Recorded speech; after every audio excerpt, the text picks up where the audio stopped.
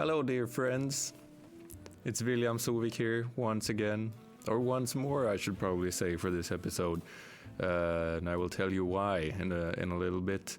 Welcome back to this second episode or installment of the Grand Finale Oddcast.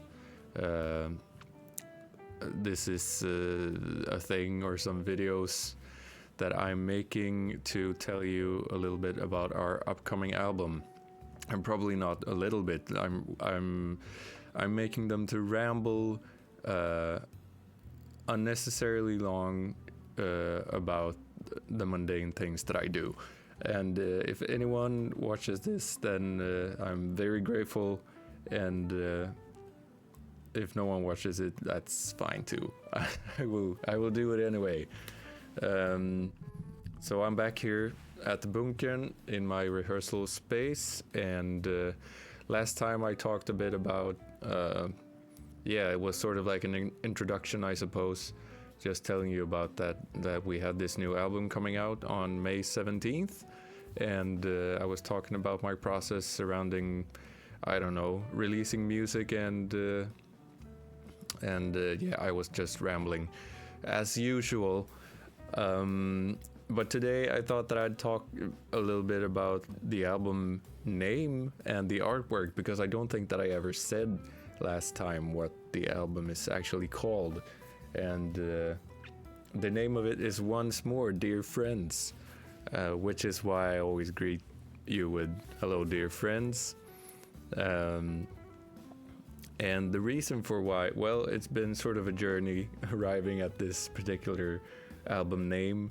It started out last year, and I got this idea that I wanted the album to be named Once More with Feeling, which is, I don't know, I've always thought that that's been sort of a funny saying, something that like a band leader or a music conductor would say, or a movie director even, after a take that they weren't really happy with, and they would say, let's go again with feeling this time, if you will. And I just always thought that it was funny, especially imagining someone saying, I'm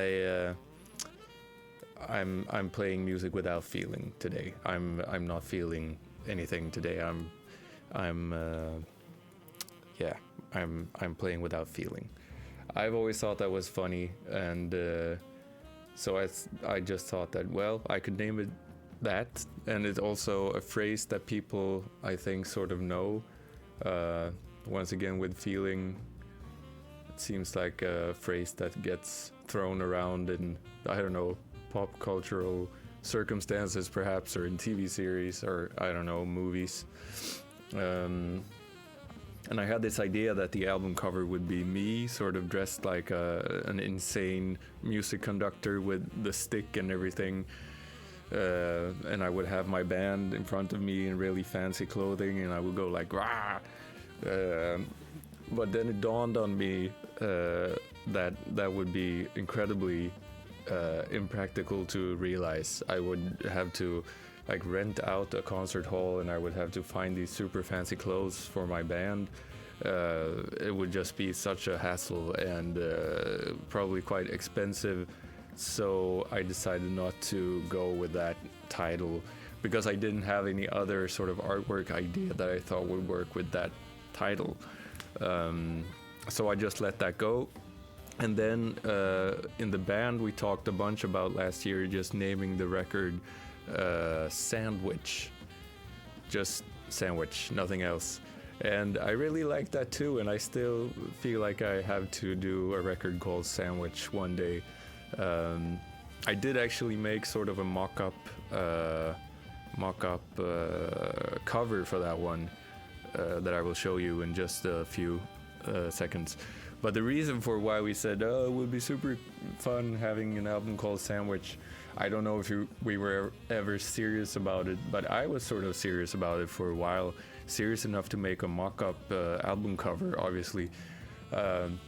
Anyways, it always seems whenever we play with the Grand Finale band, or just hang out or travel anywhere, we always end up talking about food.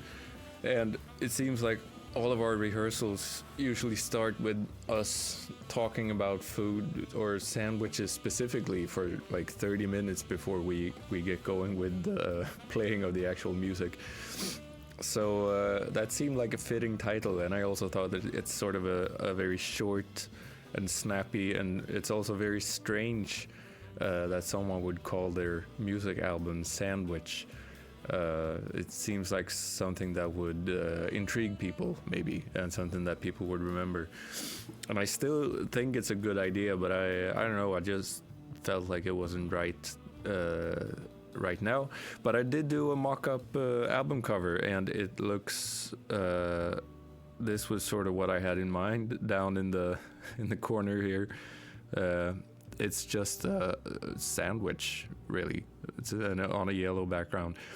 I don't know, it's very small right now in the picture, but maybe you get the idea. So that was sort of a thing that I thought for a long time, but then eventually I sort of let that go as well, because it didn't feel right. And then I've been really thinking a lot about what I should call this album, and I didn't really decide until I did that other video, the earlier one, which was last week sometime. I didn't really decide, I think, until that day what to call the album, because I didn't really want to just have it be called like one of the tunes, the names of one of the songs from the album. And I still sort of like the Once More thing, because it has this, I don't know, this is our fourth album, and doing this, releasing music and doing this kind of thing is sort of it can be a struggle at times, even though it's super rewarding and fun as well. But I wanted to sort of have that once more, let's do this once again, and let's really try to mean it this time, sort of semi-ironically. But I didn't want to call it Once More with Feeling. And then my wife, she just sort of blurted out this quote that was, once more to the breach, she said. Isn't that a thing? And I said, well, it sounds like something, but I don't know where it would come from, and I don't know specifically what it is. So I Googled Once More to the Breach, and what came up was this speech from a Shakespeare play, Henry V, the Shakespeare play Henry V. I know almost nothing about Shakespeare or Henry V. I know more now because I Googled a bunch. But in the play Henry V, there's a speech that he gives to his army or something when they're invading or attacking some poor city in France during the 100-Year War, I think. And this speech begins with those, not exactly, but it begins with those words, once more unto the breach, dear friends. So I thought for a long time that I would call it that. It just seemed like it had that once more kind of thing, and it's also befitting when you think, I mean, what it takes to sort of realize your dreams in this field. It's sort of like being at war sometimes, albeit a very privileged and harmless one.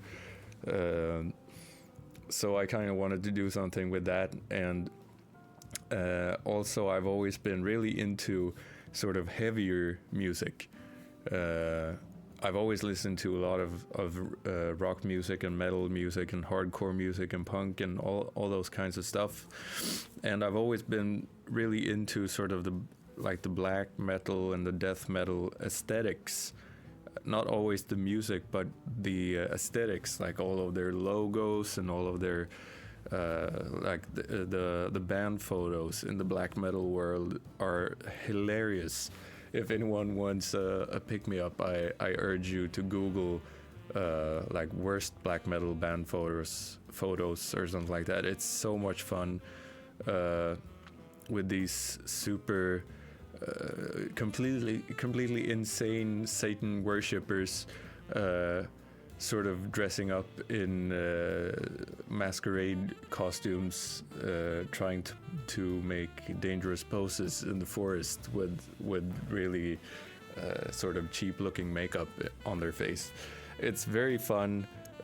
Because that looks so incredibly tacky, while the music can be like some of the heaviest stuff that you've ever heard in your life. And they are obviously incredibly serious about what they do, both musically and visually, and that becomes such an enormous like cognitive dissonance. With the music being super heavy and the artwork being so incredibly cheesy. But I love that. I love that aesthetic, and especially, again, all of the logo types and everything. I'm really into that, for real. And so I really wanted to do something like that, and that also feels sort of medieval at times, the whole black metal thing, which would, go nicely with Henry V, the warlord type thing.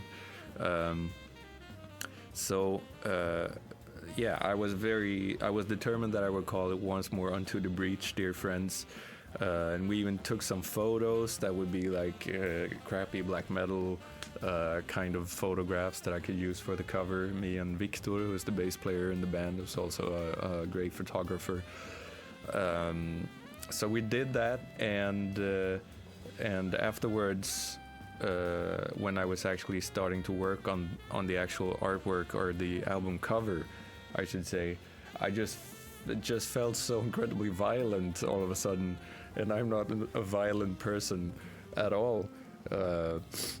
But I had gone to like a toy store in Gothenburg and bought myself some really stupid masquerade costume, sort of looked like death or something, and I had a little plastic axe, and it looked absolutely ridiculous.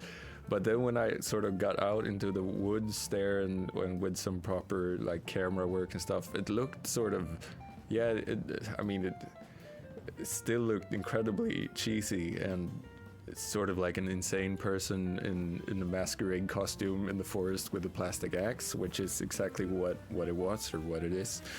But it just felt violent, and also with the, sort of the Unto the Breach part, and Henry V being this sort of historical war lord medieval character.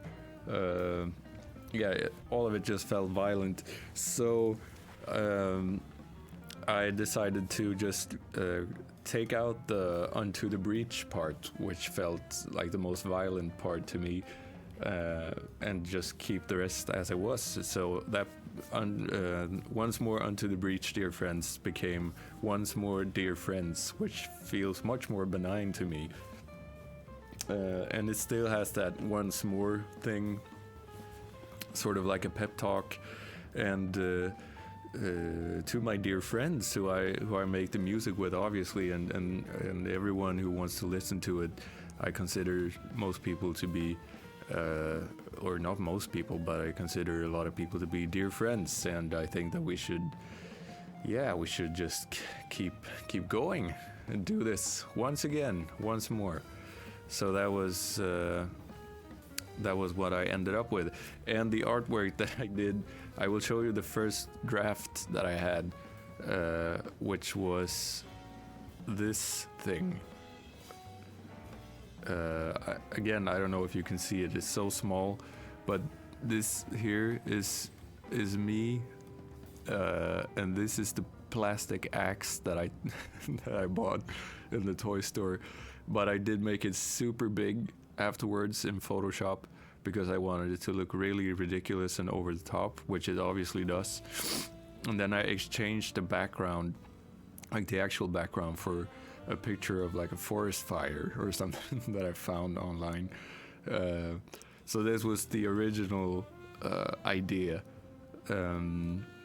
But again, it just looked so violent to me all of a sudden, especially with the Unto the Breach part of the title. So I just let that go, and but I did keep the logo because I'm super happy with the logo. I've spent hours or days, weeks drawing this, and I've made 1,000 different versions of it, but this is what I ended up with, and I'm super proud of that, actually, that I managed to draw this myself. So the logo, just the logo, looks like this,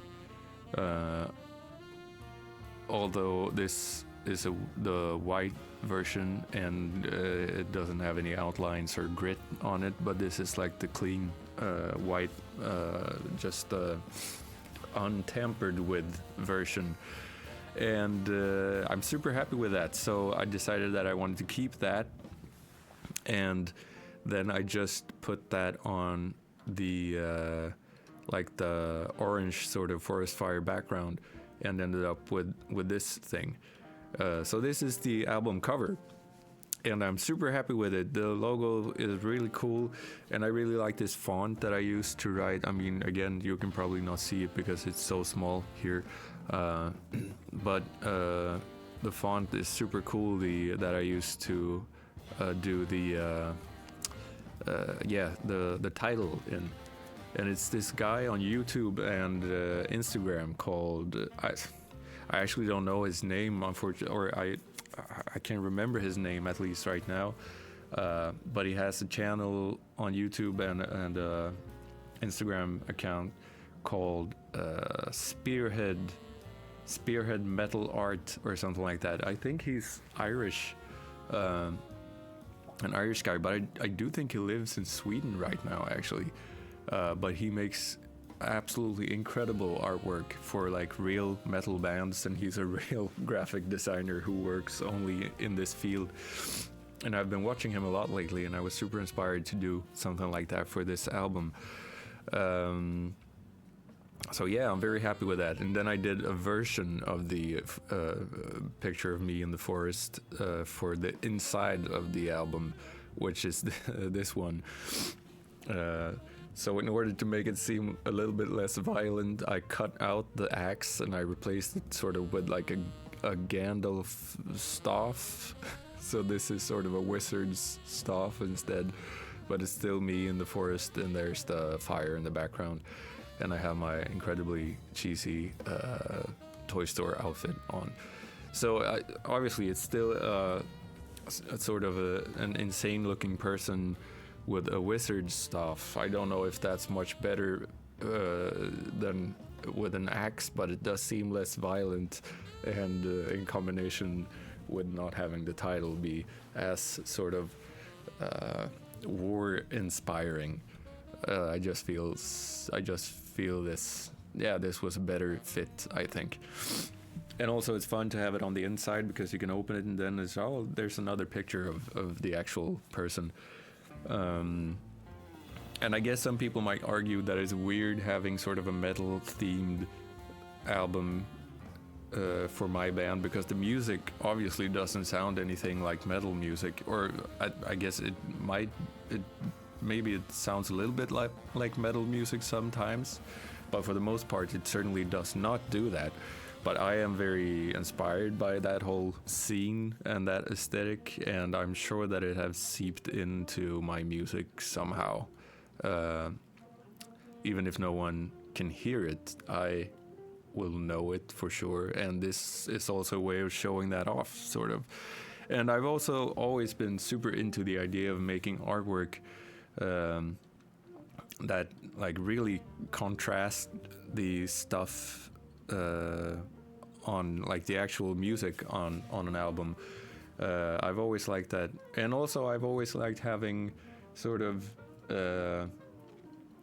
I don't know, making artwork that people will remember, because in the jazz world the like the bar for artwork is set insanely low, I feel. So you have a very good it's a good opportunity to like just put the tiniest amount of thought and creativity into your artwork, and everyone will be like, oh my god, what, it's incredible.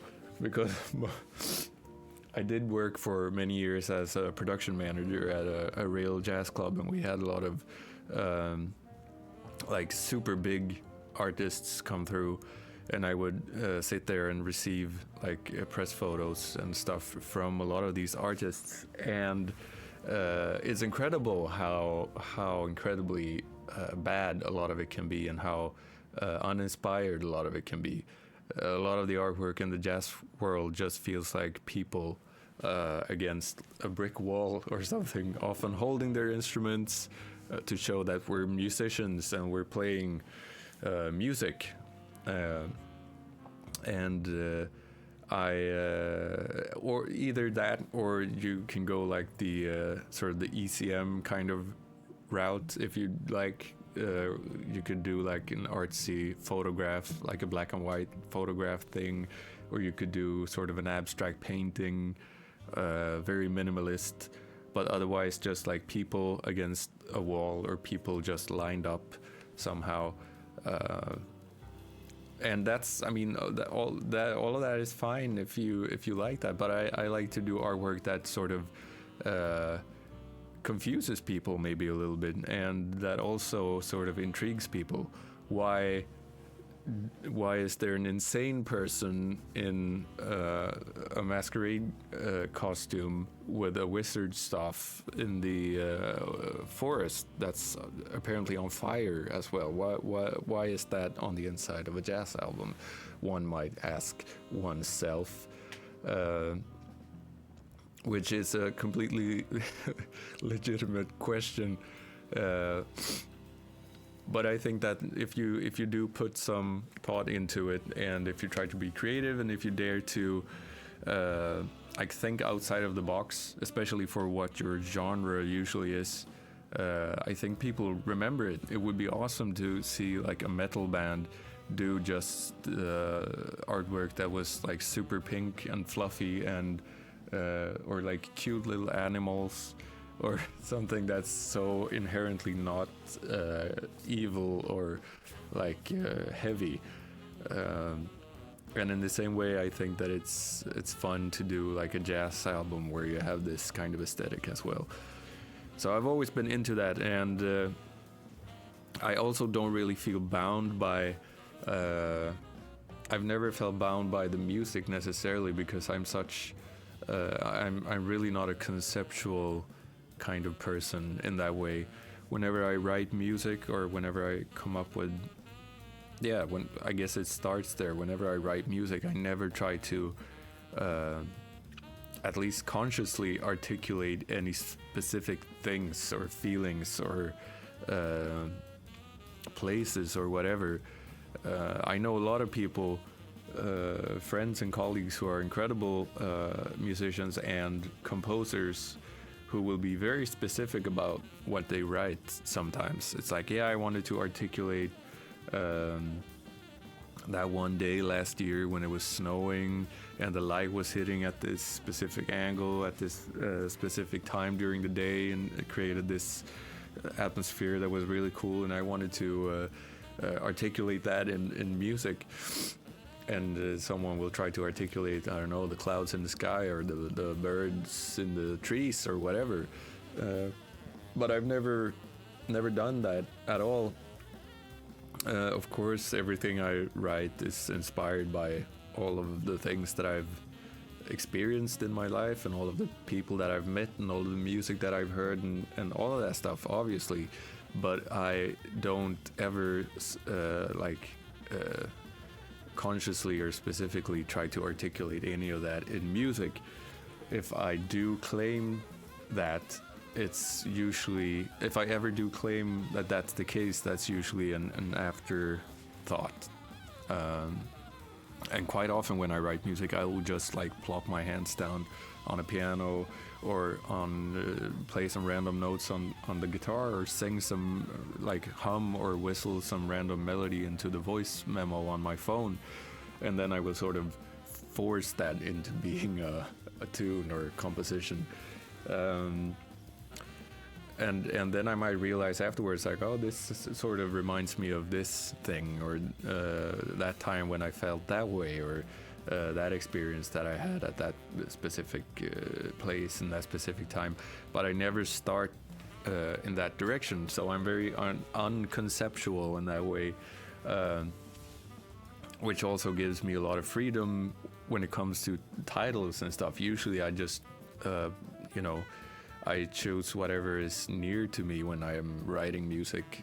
And sometimes I don't even give them titles until I really have to. But there's one tune on this album that's coming out in May that's called Korthuset, which is Swedish for House of Cards. And that was just because I was watching a lot of House of Cards when I wrote that song. And I don't think that the music is inspired in the least by House of Cards specifically. Maybe the emotions that I felt while I was watching House of Cards, perhaps, but I don't know. Not specifically or consciously, that was never a thing. But House of Cards was right in front of me on the TV, so of course I would call it House of Cards or Korthuset. And there's another song, actually the one that you're hearing in the background right now, that's called Cruel for School. And I choose to call it that because I had just finished writing it when I was sending my son off to daycare. And he had his little backpack on and he looked like really cool. Like he was going to daycare and he was looking really cool. So it just became that, like, yeah, he's looking cool for school. So of course the tune's gonna be cool for school. And now when I talk at concerts, I've been saying that song is inspired by my son and the way that he will sort of, his moods will swing violently, sometimes shift instantly, like with many kids.